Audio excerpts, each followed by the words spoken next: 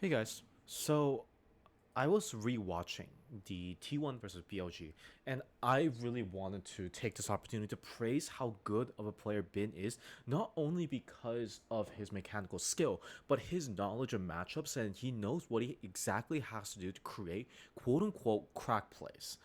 Crack play is when a player or a team identifies a window to disrupt the opponent's win condition, as a result, putting their team in an advantageous situation.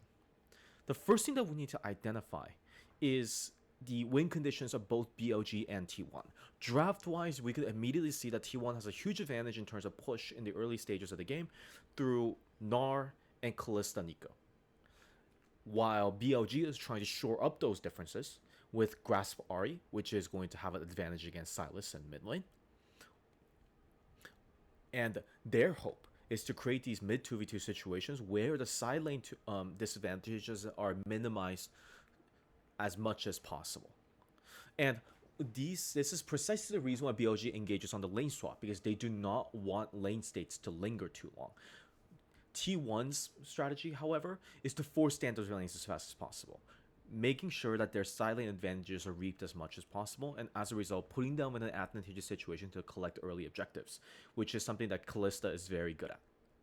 Now, T1 actually pulls off a very good lane swap in terms of starting owner on the bot side of the map, taking 3 camps, and then crashing the wave in massively. And in the context circumstances of this, they identify a huge CS loss, which forces Jax to TP down. Bin's able to pick up this farm without too much harass, but the moment that Jax commits his TP, BOG's options are quite limited. Jhin cannot stay in the top side of the map for too long, especially with Zeus expending TP.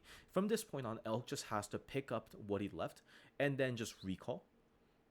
And with Jhin recalling, Jax also has to recall after picking up the wave, and they are back to standard lanes.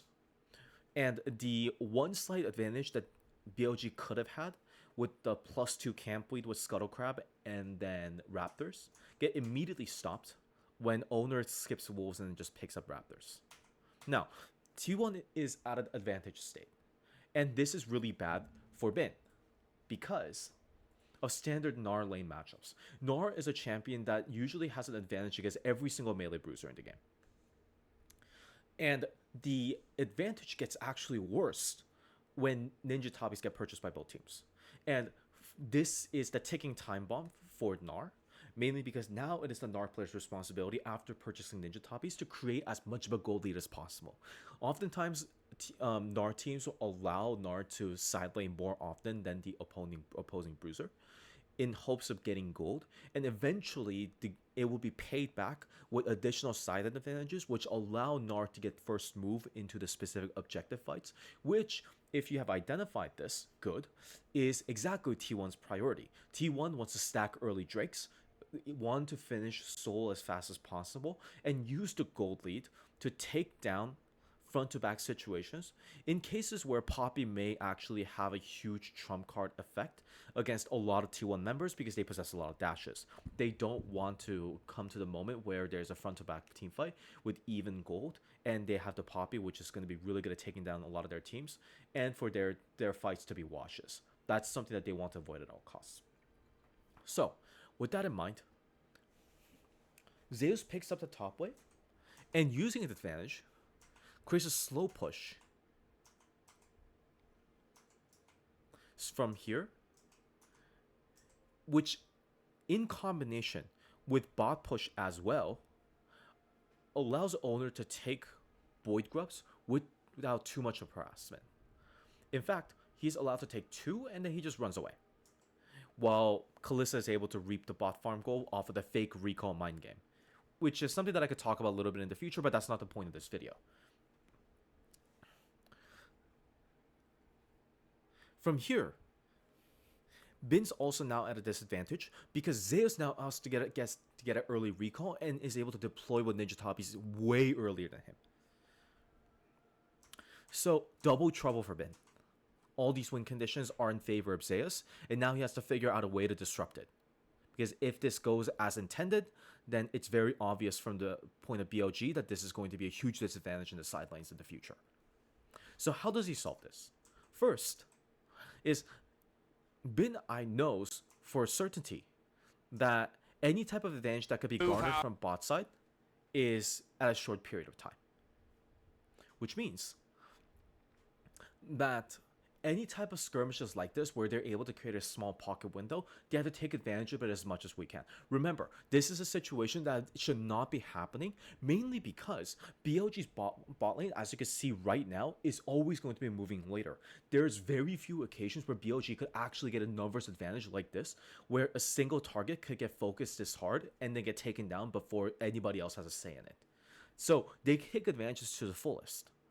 And Bin identifies this, and he knows that he has a TP advantage versus Zeus at the current state, and he makes the first beginning of the crack play. With Faker playing this extremely well, Knight is no longer at an HP point, even from here, after he expends the TP, to pick up the mid wave, even if he survives this fight. So, what does Jax do? He did not TP here, by the way, with the primary goal of joining this fight. He knows very well that the fight is over and his only job is to prevent the T1 bot lane from doing the circle maneuver and trying to attack them from this angle. As long as this angle is not established, then these two players could just walk away after killing Faker.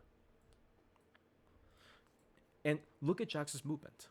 He prevents the Silas's escape, and the moment that he knows that this death is confirmed, he returns to mid wave and then clears the wave as fast as possible, crashes the wave.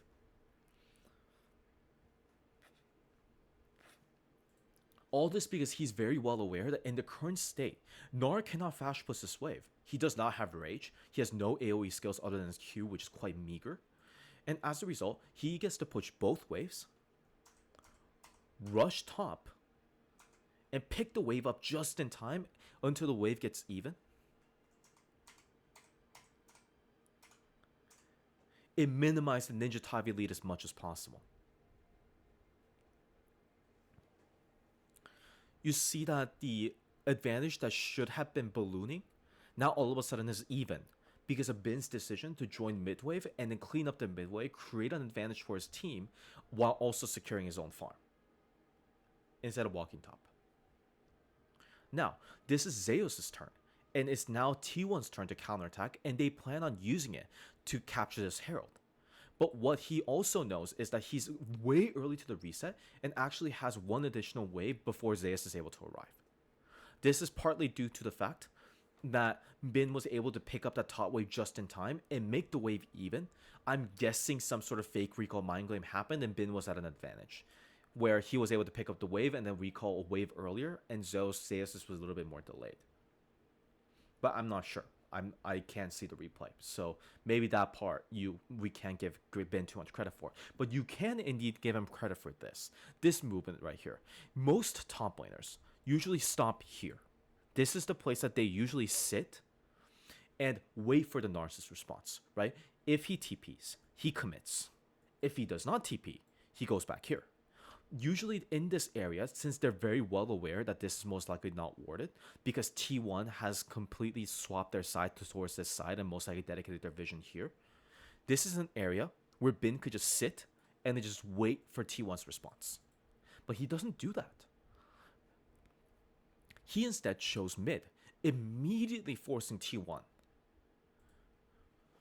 to respond and force Zeus to make an important decision.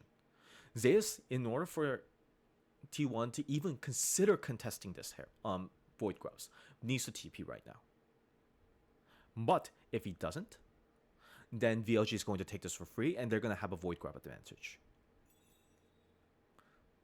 This is another occasion where I'm very impressed with T1's macro as well, because T1 just doesn't take this. They know exactly what this move costs. Since Bin is bullied out of the midwave and he cannot collect too much of it because there's literally 4 people here, if he tries to use Counter-Strike or anything like that to kit this, he'll die. So the moment that Bin backs away and they get the Void Grub, then what Kumayoshi does is he pushes the midwave and then leans down, allowing Zeus get the first turret and completely swing the gold lead to his favor. This is a choice that Bin actively made, mainly because he probably thinks that it's only a matter of time where Nar's advantage at the current state is going to lose him control anyway, and he's sacrificing his current state, which is unfavorable to begin with, for his team to get an early objective.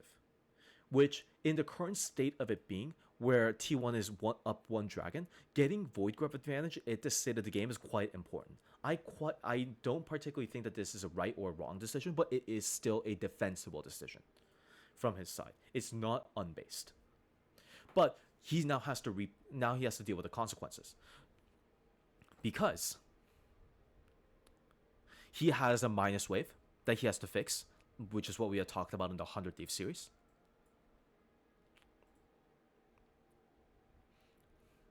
And T1 is going to be even in the wave, which means that any team that has an even wave with both outer towers like this is always going to be at an advantage, because towers are going to do the job that the silencers usually will in a vacant state. So as you see, despite the recalls being relatively similar with Jin and Silas, the wave states are actually slightly disadvantageous for BLG.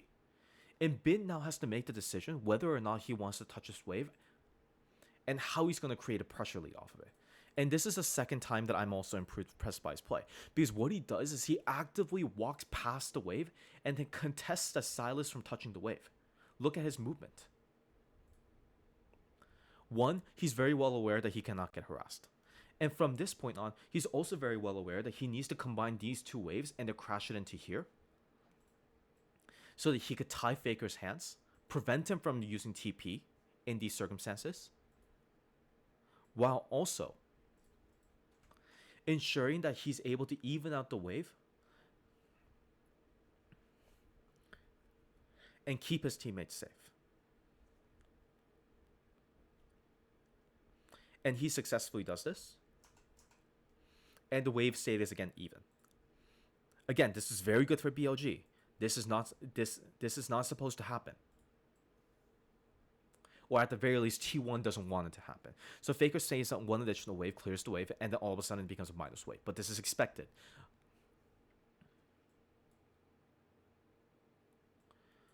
And now my favorite part of Bin's play comes up. Currently, the gold lead is still not looking good. And they used the Zeus Triforce advantage to stack another Drake. From this point on, you cannot say that T1's making any mistakes. They're absolutely happy with this. They have secured 2 early Drakes, which is befitting the Callista win condition. And the Gnar is ginormously ahead right now. 1 core ahead, while Bin still hasn't finished his Triforce. So they're still taking advantage of this time as much as possible. And they have to make this decision where Bin now has to walk all the way down to pick up this wave, only to be matched against the Gnar again. So again, he has to give up control. You can see that he's not actively contesting this wave. Gnar gets the final say at the wave, and then he has to pick up the wave, again putting himself in a negative advantage. Again, Zeus is not stupid. He knows that he has to push his advantage, and Bin is forced to respond. But this is when the play gets turned around. The current circumstance, and if you take a quick look at my notepad, then you'll also know that T1's straight up advantage from this point on is creating jungle picks. If you look at these 3 champions, you immediately know that this is one of the scariest pairings to face check against. And they will always love to get mid push like they are doing here, and then run into the enemy jungle, pink here, and if anybody dares to face check them, then they'll die. Now, why is this play justified by T1? Because look, there is a negative wave for Bin. Bin has to pick up this wave, otherwise he'll incur a wave loss. And Gnar is very confident. He's walking up here, and he's trying to join the fight. But now, Bin is aware of 2 things that allows him to flip this play around. 1, he has flank TP. Right here, and right here. And even here, if he likes. 2, he knows that Gnar has already used Rage. Gnar without rage in skirmishes are nowhere as impactful. And the best part about it all, an entire tower and this cutoff is actually preventing Zeus from joining this fight as early as he could. If they T1 started a fight here, then this is a fight that they cannot take whatsoever. But that's not the case. So if he TPs now, there's a temporary mana advantage that they can take advantage of. And the moment that they start committing spells like this, he immediately takes a TP. So in a situation where T1 should have just gotten the kill and then just been content with it, they secure a kill.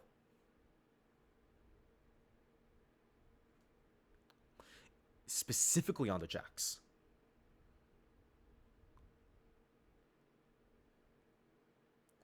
And from here, we can identify how Bin clearly uses his wave towards his advantage. With this play, which is the beginning of the first crack play, he now equalizes the gold lead in terms of core advantages and continues to ping pong the wave. There's no need for him to get a side advantage lead right now, mainly because there aren't any major objectives coming up, and T1 is not going to play towards the bot side of the map. And when immediately after getting his core, this is his recall, he starts playing aggressively. Because he knows that now this is the time where he can indeed pressure the Gnar and look for solo kills. So look at how differently his behavior changes. When he was avoiding Zeus for the majority of the fight, the moment that he sees Zeus, he jumps in and engages in a fight.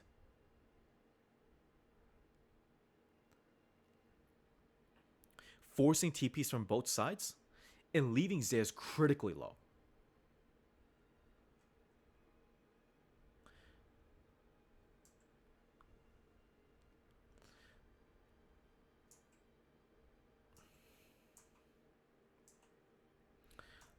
And the behavior never stops.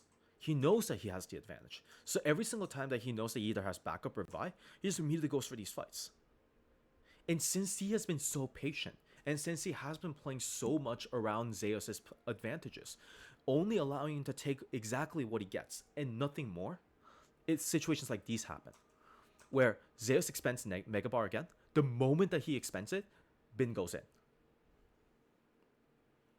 Resulting in the solo kill that explodes the game and swings it immediately towards BLG's favor. Off of this, they get mid tower. They get to pressure bot tower as well, and all of a sudden the gold lead is back to normal. And the sideway disadvantage is going to continue on until the T1's miraculous play at Baron. While I'm very well aware that BLG lost this game, this is something that is so essential for a superstar top laner such as Ben. And I think with this much knowledge, this much patience, and the ability to create these super plays whenever his team needs, he's most likely, if not straight up, the best top laner in the tournament right now.